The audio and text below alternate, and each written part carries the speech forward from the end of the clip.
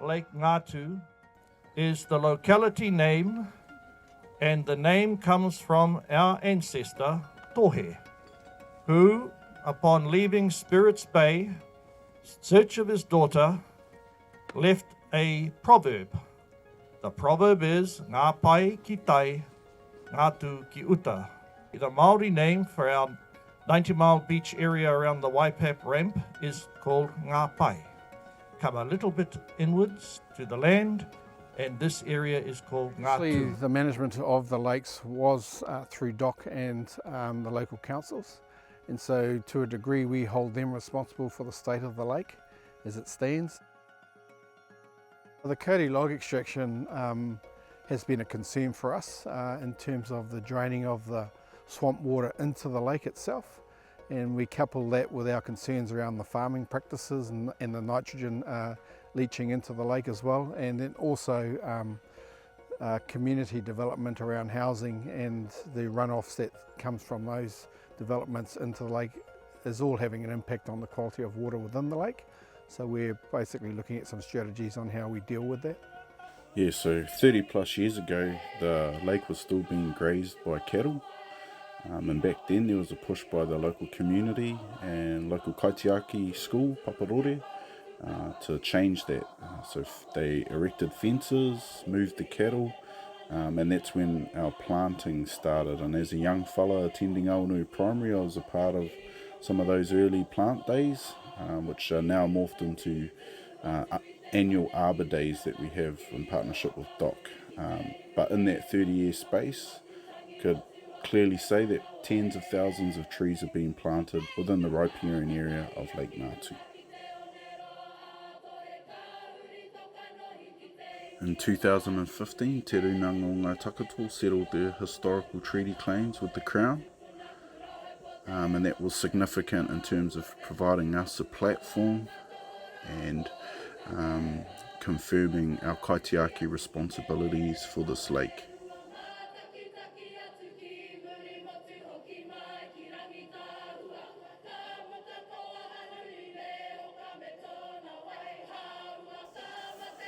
So Lake Ngātu is a dune lake, and at a global scale they're extremely rare, but luckily for us here in the far north we have a lot of them. They're unique in terms of their geology.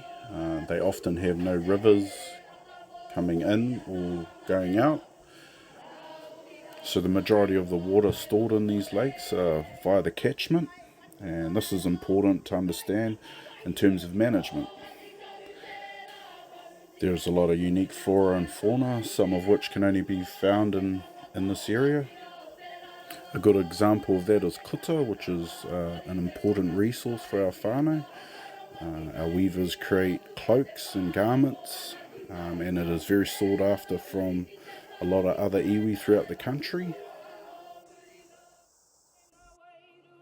In that same year, we removed all motorised boats from the lake. We erected bollards to stop people driving into the lake.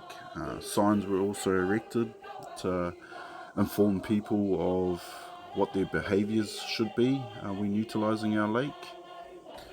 Removing the motorised boats was a bit of a controversial issue, but I think at the end of the day, we work with the community, the local schools and council, and looking back on it, it's probably was one of the best decisions that we have made.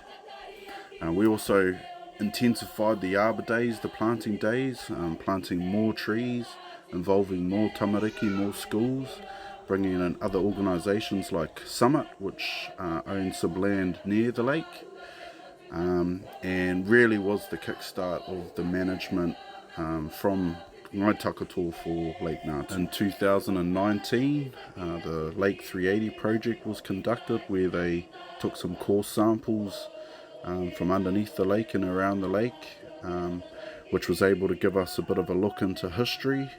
It told us about the species of trees that were around our lake before humans, podocarps, tōtara.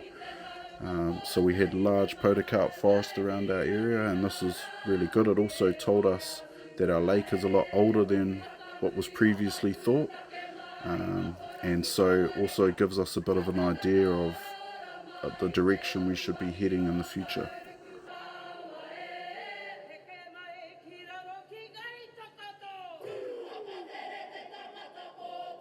So in 2020 we did a big project to remove oxygen weed, lagrosiphon, from the lake and hornwort, and that was successful, where we did some monitoring after that and found no evidence of the lagrosiphon growing back. Also in 2020 was a wildling conifer project, which was removing all the pines around our lake, and luckily again with the partnership we were able to remove a lot of other trees, including gum, macrocarpus and other weed trees, and at the end of that project we would have removed over 300 introduced species of tree, with the plan to replant them with natives shortly after. A lot of this work was an opportunity to employ whānau, who are either supporting the pine removal or part of the NRC team during the monitoring, so helping us grow our capacity at the same time as providing jobs for our whānau. In 2021, in partnership with NRC, we received funding from the Freshwater Improvement Fund. That helped us manage the water coming off the roads and off the catchment heading into the lake. We engineered swales, settlement traps, and created an extra wetland to help trap the sediment, so that the water heading into the lake was a lot cleaner during heavy rain events. And amongst all this mahi that the Ngāi Takoto Kaitiaki team is doing, we were also privileged to win the Environmental Awards 2021 for improvement in water quality, provided from the Northland Regional Council. So yeah, very proud moment for Ngāi Takoto, and in terms of the team for the mahi that they've done over the last couple of years. And finally, one of the biggest outcomes of this is being awarded the Jobs for Nature Fund in 2022, and that was a MPI Department of Conservation fund to help establish a full-time team over the next 3 years, which are currently active today, and they have taken over the management of the lake and that into the future.